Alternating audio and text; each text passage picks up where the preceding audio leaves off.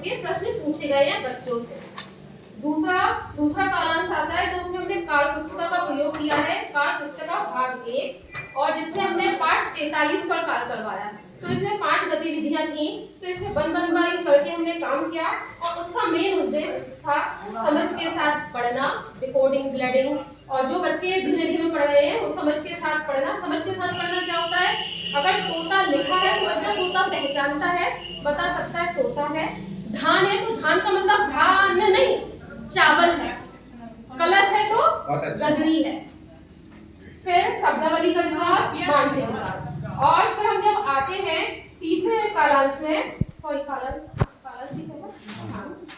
तीसरे कालांश में कार्य पुस्तिका का भाग 2 पर कार्य किया है।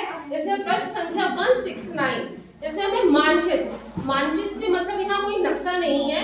मानचित्र से मतलब है कोई भी चित्र आप बच्चों को देना है, उससे विषय में पूछना है, लिखना है, बनवाना है, आप जो कर सकते हो उसकी टेक्निक में वहाँ बताई गई है। जैसे मैं रसोई का चित्र दे दिया, अब रसोई में बच्चे क्या क्या देख रहे हैं, क्या क्या लिख रहे हैं और क्या क्या बता रहे हैं। बच्चे अपनी क्षेत्रीय भाषा में बताते हैं, लेकिन वहाँ हमें उनकी भाषा को सुधार कर उनकी मानक भाषा में बदलना। जैसे बच्चों को हमने बाथरूम का कह दिया, क्या करते हैं? लेकिन सफलत है तो हमें क्या बनाना? नहाते। क्या बनाना? नहाते। मम्मी का खाना क्या कर रही थी? रोटी बनाना।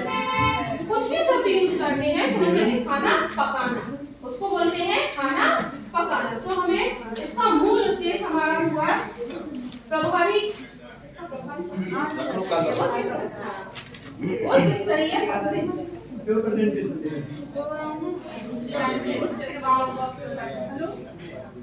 प्रभावी पठन, प्रभावपूर्ण पठन और मीडिया और संदर्भ किया हुआ प्रयोग। इसमें सृजनात्मक गतिविधि जो हमने भी बताई है रसोई, इसका मुख्य उद्देश्य है भाषा के उच्च स्तरीय कौशलों का उपयोग कर पाए। और ये लास्ट अंतिम दिवस होता है जिसमें हमें आकलन करना होता है, इसमें हम ट्रैकर का प्रयोग करते हैं और हमने जो पिछले पूरे सप्ताह में जो पढ़ाया है उसका प्रयोग करते हैं, तब भी बच्चा नहीं सीखता है। तो हमारे पास जो टेक्निक होती है अपनी पूरी उस पर फॉलो करते हैं।